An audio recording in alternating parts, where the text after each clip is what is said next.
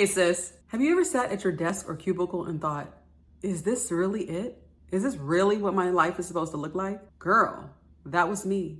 As a matter of fact, let me paint you a picture of what my life used to look like while working in corporate America. The alarm would go off, and of course I would hit snooze once, maybe twice. I'd finally drag myself out of bed, get dressed, make breakfast, and rush out the door just in time for bumper to bumper Southern California traffic for over an hour. I get to my job and work for 8 hours of mindless work, meetings that went nowhere, tasks that didn't light me up, and bosses who didn't motivate me and didn't see me. By the time I drove home in even more traffic, I was exhausted. I'd grab a quick, unhealthy dinner, maybe scroll on my phone for a little bit, maybe turn on the TV, then I'd crash in bed, only to wake up and do it all over again. That was my reality, day after day, year after year, and it just became the norm. But the hardest part about it all is that I knew deep down that I was meant for more and that I wasn't serving my purpose. Hey, I'm Chelsea, and this is episode 1 of my series,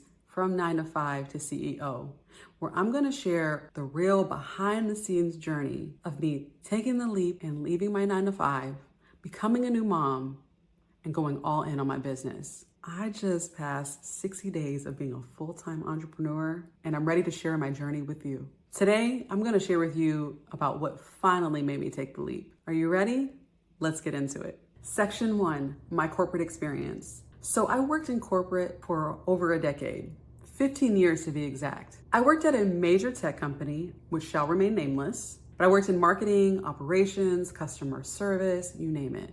On paper, it looked super stable. I had a full-time salary, benefits, I traveled for work. To the outside world, I was doing the damn thing. I was doing well. But behind the scenes, I was miserable. I worked 40 to 50 hours a week, often without real breaks. I was making $50,000 a year, which might sound okay depending on where you live, but not in Southern California. And not when you're giving up your nights, weekends, and your sanity. It was toxic. I was constantly under pressure, always asked to be doing more. But no matter how hard I worked, I was just a number, replaceable, disposable. After working with this company for 11 years, I was laid off.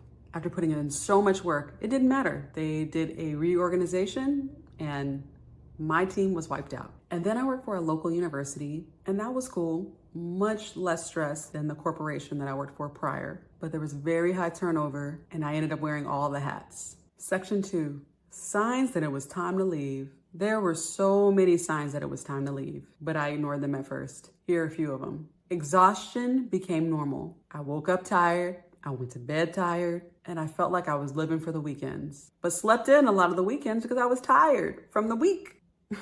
I was missing moments. I missed out on family time, times with my friends, time for myself. I was present, but I really wasn't all there. I never got recognition for what I would do. I could give 110%, but the response was always, what more can you do? The mom factor. Once I found out I was pregnant, everything shifted. I made a decision. I couldn't justify giving the best of me to a company while giving the leftovers to my baby. Those were the moments that I knew I just couldn't keep doing it. And if you're nodding your head right now, you might be ignoring the signs too. Section 3, why it took me so long. Now, why did it take me so long? Let me be real. I didn't see the signs and just up and leave. It took me years. Here's some of the reasons why it took me so long. Fear held me hostage. Fear of losing my paycheck. Fear of not knowing what was next. Fear of failing in front of everyone else. Fear of not even knowing what I really wanted to do.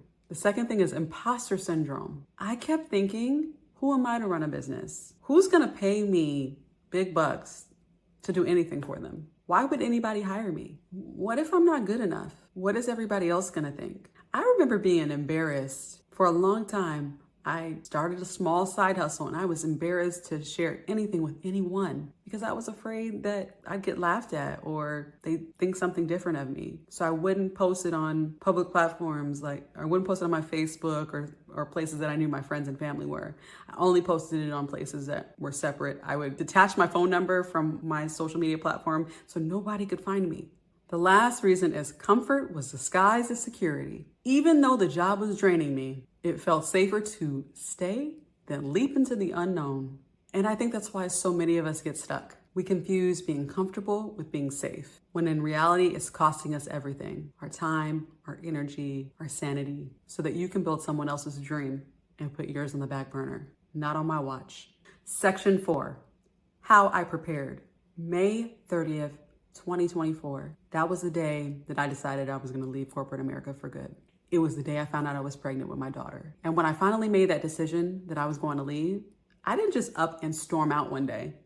Although that sounds amazing, and I wish I had the balls to actually do that. I wish I had the courage to actually do that. But I had to prepare myself for this leap. Here's what I did. Number one, I built slowly. I joined a mentorship program so that I could figure out what my skills were, what I could offer to people, and actually get them to pay me. And then I started working on my business on my lunch break, after work, before work, on the weekend. It wasn't much, but it was something. Little by little, I was moving the needle to actually launch my business. Number two, I saved what I could. I put away any extra money to the side so that I would have an extra cushion, even if it wasn't perfect. I actually made sure I had a savings of up to 6 months worth of expenses. That way I felt prepared and felt like I had a little bit of cushion in case of emergency or if anything came up. I built a support circle.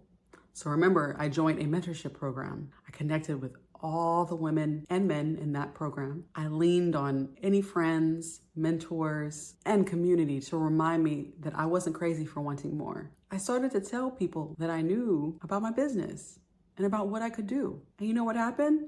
They shared it with other people, and I actually started getting clients. I had one friend tell 3 people about me, and all 3 of them signed up for service with me. And I ended up building their websites and their marketing tools for their businesses. Number 4, I invested in myself. Instead of spending time on distractions and TV and mindlessly scrolling on social media, I started investing in tools, resources, and education to set myself up for success. It wasn't perfect. It still isn't, but it was progress. And that's all I needed to leap. Section 5, lessons I learned by leaving. Leaving corporate taught me more in the last few months than it ever did in the 15 years that I worked. Here's the first lesson. Security is an illusion. That paycheck you think is safe, the one that you think is so stable, it can disappear in a heartbeat. I was one of the strongest employees at my previous job and still laid off. Really, it all comes down to the bottom line when you're talking about a corporation. How can we cut costs? No hard feelings. It doesn't matter how great of an employee you are. It doesn't matter how many nights and weekends you work or stayed up. To them, it had to do with money. It had to do with the bottom line. Number 2, there's never a perfect time. Let me say that again for those in the back. There's never a perfect time. If you wait till you're 100% ready, you'll never go because you're always going to talk yourself out of it. Or you find somebody else who might talk you out of it. Your family and your friends, they love you and they want to see you safe. So sometimes, even though they mean well, they may talk you out of following your dreams because it's scary and there's so much unknown and you don't know what's going to happen. Here's the third lesson that I learned. Imposter syndrome never leaves. You just learn to act anyway. Confidence comes by doing, not by waiting. The only way that you're going to get good at anything is to do it over and over again. So in the beginning, you may feel like a fish out of water and may not know what you're doing. And that's okay, but you're doing it. You're doing it anyway. Your first video is gonna suck. Your first offer is gonna suck.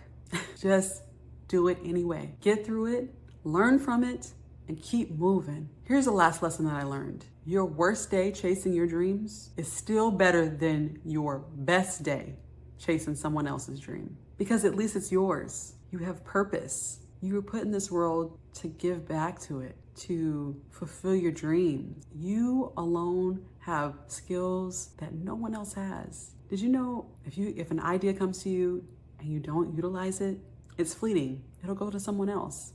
Have you ever heard someone say maybe an invention idea or a song concept? I'm a musician, so that's for me. A song concept that comes up in your head.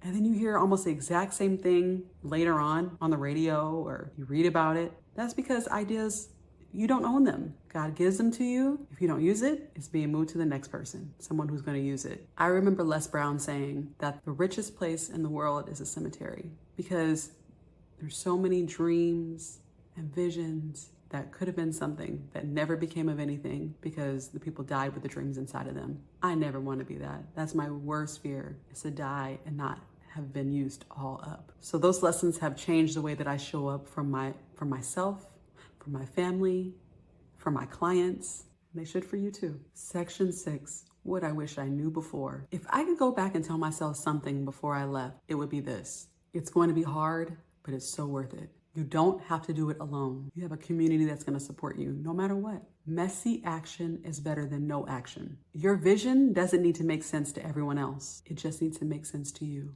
I wish I knew that entrepreneurship wasn't about having all the answers or having special credentials or special degrees. It's about being willing to figure it out, being willing to fail, but fail and learn from those lessons and move forward. Life is about overcoming obstacles, still moving forward. And it feels so much better when you, in hindsight, when you look back and you're like, wow, I overcame that obstacle. It'll be so much more worth it. If you're sitting in your own version of corporate BS right now, or maybe even feeling stuck in your business, I just want you to know that you're not crazy for wanting more. And you don't have to have it all figured out before you take the next step. That's why I'm sharing my journey, because I know how lonely it can be to leap. But I promise you, you're not alone. In the next episode, I'm gonna share what my first 30 days as a full-time entrepreneur looked like. The breakdowns, the breakthroughs, the reality of going from corporate security to building it on my own. And then later in the series, I'm gonna share how I'm balancing being a new mom with being a CEO and the hard truths no one tells you about entrepreneurship. So make sure you subscribe, because this journey is just getting started. Thanks for riding with me and coming with me along the way. And I want you with me every step of the way. If this video was helpful, make sure you like and comment below. Let me know if this resonated with you and you're ready for your leap. See you next time.